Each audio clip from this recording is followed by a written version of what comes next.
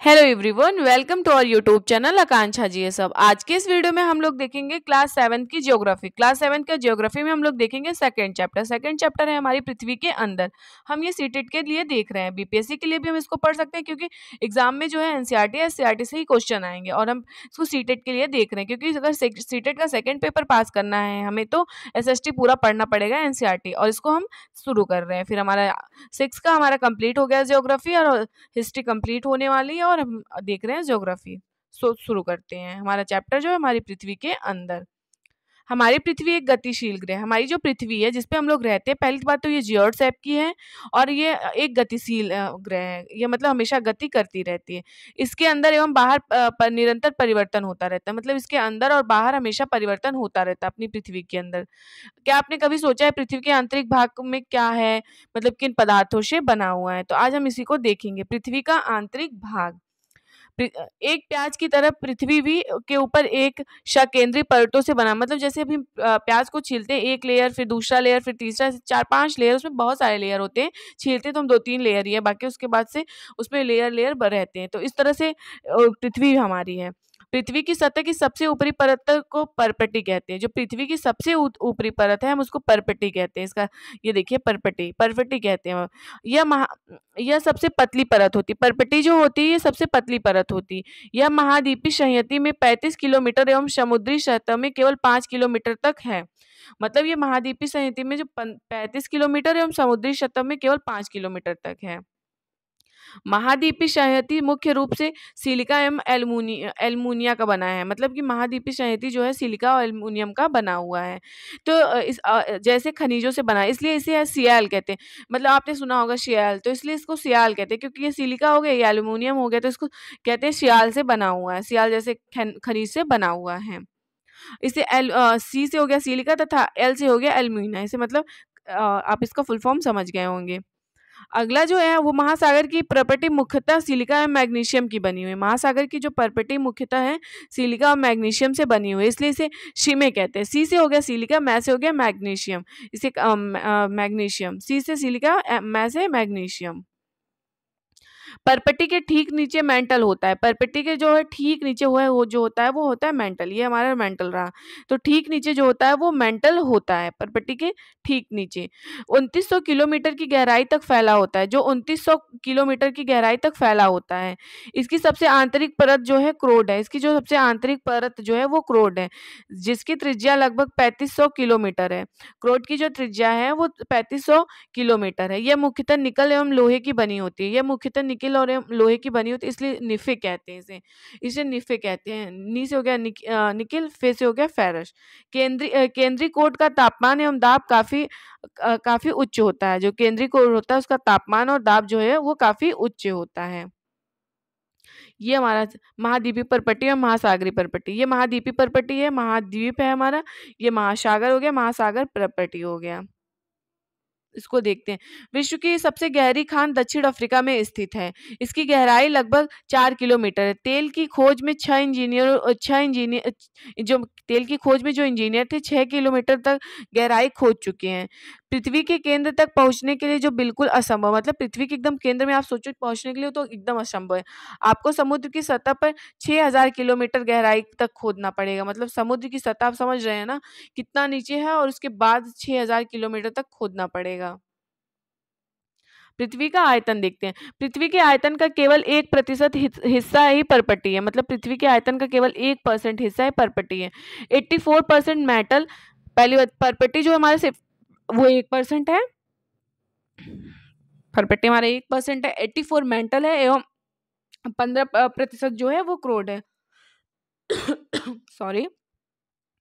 जो पृथ्वी का आयतन है वो मतलब मेंटल वो 84% है, और वही हमारा क्रोड जो है 15% का है। पृथ्वी की त्रिज्या 6371 किलोमीटर है। पृथ्वी की जो त्रिज्या है 6371 किलोमीटर है। सैल एवं खनिज देखते हैं हम लोग अब। पृथ्वी की परपटी अनेक प्रकार की सैलों से बनी हुई। पृथ्वी जो हमारी 3 परपटी है उसकी हमने अभी देखा, वो 3 सैलों से बनी हुई है। पृथ्वी की परपटी बनाने वाले खनिज पदार्थ को किसी भी प्राकृतिक पिंड के को सैल कहते हैं। मतलब पृथ्वी की परपट्टी बनाने वाले खनिज पदार्थ या फिर किसी कोई चीज प्राकृतिक पिंड जो होती है उसे हम सेल कहते हैं। सेल विभिन्न रंग के, आकार एवं गठन की हो सकती है। सेल का कोई भी आकार हो सकता है, कोई भी शेप हो सकता है। मुख्य रूप से 3 प्रकार की सेलें होती है, याद रखिएगा, ये पूछता है। मुख्य रूप से 3 प्रकार की सेलें होती है, आग्नेय सेल, और दूसरा अवसादी सेल, तीसरा जो है कायंत्रित सेल। ये तीनों सेलें जो होती है बहुत ज्यादा इंपॉर्टेंट है, और ये तीनों मतलब मुख्य रूप से हैं। द्रवित मैग्मा ठंडा होकर ठोस हो जाता है। द्रवित मैग्मा जो है वो ठोस होकर ठंडा होकर ठोस हो जाता है। इस प्रकार बने सेल को आग्नेय सेल, मतलब आग्नेय सेल आपसे पूछेगा किसको कहते हैं, तो जो द्रवित मैग्मा होता है वो ठंडा होकर ठोस हो जाता है तो उसे आग्नेय सेल कहते हैं। इन्हें प्राथमिक सेल भी कहते हैं, मतलब प्राथमिक सेल भी इसी को कहते हैं। आग्नेय सेल 2 प्रकार की होती है। आग्नेय सेल जो होती है 2 प्रकार की होती है, अंतर्भेदी सेल एवं बहिर्भेदी सेल। पहला जो होता है अंतर्भेदी और दूसरा जो होता है बहिर्भेदी सेल। क्या आप ज्वालामुखी से निकलने वाली लावा की कल्पना कर सकते हैं? मतलब जो ज्वालामुखी से लावा निकलता है उसकी कल्पना करना तो मुश्किल है। वास्तव में ये आग की तरह लाल द्रवित मैग्मा ही लावा है, मतलब कि ये रियल में जो लाल द्रवित मैग्मा है जो है ये लावा है, जो पृथ्वी के आंतरिक भाग से निकल कर सतह पर आता है। जो पृथ्वी के अंदर से, मतलब अंदर से निकल के वो सतह पे आता है। जब द्रवित लावा पृथ्वी की सतह पर आता है तो यह तेजी से ठंडा होकर ठोस बन जाता है। जब ये द्रवित लावा जो है पृथ्वी की सतह पर आता है और तेजी से ठंडा होकर ठोस बन जाता है, परपट्टी पर इस प्रकार से बने सेल को बहिर्वेदी या फिर आग्नेय सेल कहते हैं। मतलब जब ये परपट्टी पर बने इस सेल को बहिर्वेदी आग्नेय सेल कहते हैं, क्योंकि ये आग्नेय सेल का पार्ट है। इसकी रचना बहुत महीन दानों वाली होती है। इसकी जो रचना होती है वो बहुत महीन दानों वाली होती है। उदाहरण के लिए बेसाल्ट हो गया, उदाहरण के लिए विसाल्ट हो गया। दक्कन पठार विसाल्ट सेलों से ही बना है। दक्कन का जो पठार है विसाल्ट सेलों से ही बना है। द्रवित मैग्मा कभी कभी भू परपट्टी के अंदर गहराई में ठंडा हो जाता है, मतलब द्रवित मैग्मा जो है जमीन के अंदर कभी कभी ठंडा हो जाता है। इस प्रकार बने ठोस सेलों को अंतर्भेदी आग्नेय सेल कहते हैं। मतलब इस तरह का जो सेल होता है उसको अंतर्भेदी आग्नेय सेल कहते हैं। धीरे धीरे ठंडा होने के कारण ये दानों का रूप ले लेता है।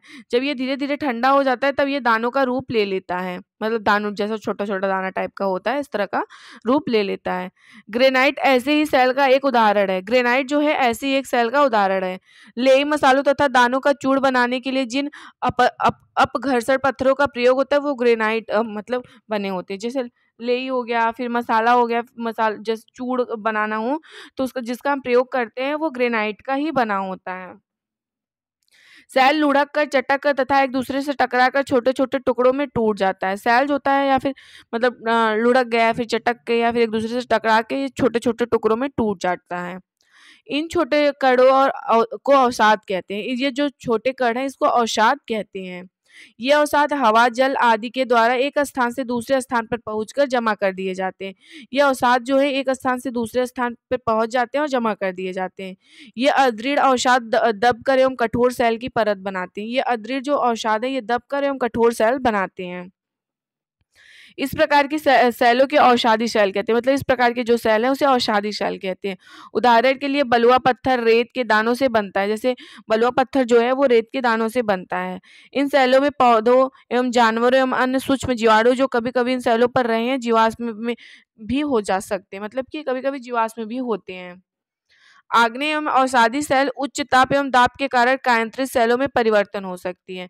मतलब आग्नेय और अवसादी सेल जो है उच्च ताप एवं दाब के कारण कायांतरित सेलों में परिवर्तित हो सकती है। मतलब कभी कभी ये अगर उच्च ताप हुआ और उच्च दाब हुआ तो ये कायांतरित सेलों में मतलब हो सकता है उस टाइप का।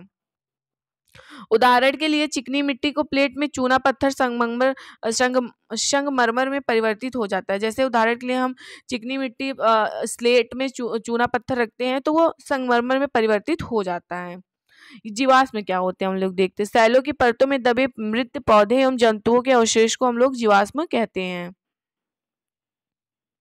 सेल हमारे लिए बहुत उपयोगी होती है। सेल जो होते हैं वो हमारे लिए बहुत ज़्यादा उपयोगी होते हैं। कठोर सेलों का उपयोग सड़क, घर एवं इमारत बनाने के लिए किया जाता है। आप पत्थरों का उपयोग कई खेलों में करते हैं। उदाहरण के लिए सात पत्थर, और मतलब हम लोग खेलते हैं, पत्थर खेलते हैं, पत्थरों से बहुत ज़्यादा इस चीज़ खेलते हैं। चिविड्डी खेलते हैं, गिट्टी खेलते हैं, मतलब 5 पत्थर लेके गिट्टी तो हमने बहुत ज़्यादा खेली है। आप अपने दादा दादी, माता पिता, पड़ोसी आदि से पूछकर कुछ अन्य खेलों की जानकारी प्राप्त कर सकते हैं। ये सब तो हम लोग ने बचपन में खेल ही ली है। ये लाल किला है, लाल बलुआ पत्थर से बना। लाल किला जो है ये पूछ लेगा क्वेश्चन में किससे बना है, तो लाल बलुआ पत्थर से। ताजमहल जो है ये सफेद संगमरमर से बना हुआ है। आपको जानकर आश्चर्य होगा कि किन्हीं निश्चित दशाओं में एक प्रकार की शैल चक्रीय तरीके एक दूसरे से परिवर्तित होते रहते हैं, मतलब कि एक दूसरे में ये लोग परिवर्तन होते रहते हैं। एक सेल से दूसरे सेल में परिवर्तन होने की प्रक्रिया को शैल चक्र कहते हैं। मतलब जब एक सेल दूसरे सेल में परिवर्तन हो जाता है तो उसे शैल चक्र कहते हैं। क्या आप जानते हैं कि द्रवित मैग्मा ठंडा होकर ठोस आग्नेय शैल बन जाता है? मतलब ये बता रहा है कि द्रवित मैग्मा जो है ठंडा होकर ठोस आग्नेय शैल का बन जाता है। ये आग्नेय शैल छोटे-छोटे टुकड़ों में टूटकर एक स्थान से दूसरे स्थान पर स्थानांतरित होकर अवसादी शैल का निर्माण करते हैं। ताप एवं दाब के कारण ये आग्नेय एवं अवसादी शैल कायांतरित शैल में बदल जाते हैं। मतलब अभी हमने तो इसको पढ़ा है, ताप एवं दाब के कारण ये जो आग्नेय शैल हो अवसादी शैल कायांतरित में बदल जाते हैं। अत्यधिक ताप एवं दाब के कारण कायांतरित शैल पुनः पिघलकर द्रवित मैग्मा बन जाता है। मतलब जो बहुत ज़्यादा अगर दाब और ताप उस पे लगता है कायांतरित शैल पे, तो वो पिघलकर द्रवित मैग्मा बन जाता है। यह द्रवित मैग्मा पुनः ठंडा होकर ठोस आग्नेय शैल में परिवर्तित हो जाता है। जब ये द्रवित मैग्मा जो है वो ठंडा हो जाता है तो वो वापस से जाके आग्नेय शैल में परिवर्तित हो जाता है। तो मतलब इस प्रकार ये लोग एक दूसरे से परिवर्तन करते रहते हैं। ये मैग्मा, फिर आग्नेय शैल, अवसादी, फिर ये कायांतरित शैल, फिर ये मैग्मा भी बन जाता है बाद में बहुत ज़्यादा ताप वगैरह के कारण। तो एक दूसरे से ये लोग होते रहते हैं, मतलब कि परिवर्तन होते रहते हैं, एक दूसरे का रूप लेते रहते हैं। सेल विभिन्न खनिजों से बनी है। सेल जो है ये पूछेगा किससे बनी है, तो विभिन्न खनिजों से। खनिज प्राकृतिक रूप में पाए जाने वाले पदार्थ है। खनिज जो है प्राकृतिक रूप में पाए जाने वाले पदार्थ है जिनका निश्चित भौतिक गुणधर्म एवं निश्चित रासायनिक मिश्रण होता है। खनिज मानव जाति के लिए बहुत महत्वपूर्ण है। खनिज जो है मानव जाति के लिए बहुत ज़्यादा महत्वपूर्ण है। कुछ का प्रयोग ईंधन की तरह होता है, जैसे कोयला, प्राकृतिक गैस, पेट्रोल। इनका उपयोग हम लोग करते हैं, जैसे उद्योग या औषधि एवं उर्वरक में भी होता है। लोहा, एल्युमिनियम, सोना, यूरेनियम आदि ये सारे खनिज ही तो हैं। तो ये चैप्टर समाप्त हो गया। ये चैप्टर भी बहुत ज़्यादा छोटा-सा था, तो ये चैप्टर भी समाप्त हो गया, लेकिन इस चैप्टर से क्वेश्चंस पूछते हैं। ये हमारा पृथ्वी का शेप है, इसको देख लीजिएगा आप लोग। तो वीडियो पसंद आएगा तो कमेंट करिएगा, शेयर करिएगा और चैनल को सब्सक्राइब करिएगा और वीडियो को लाइक तो ज़रूर कर दीजिएगा। Thank you.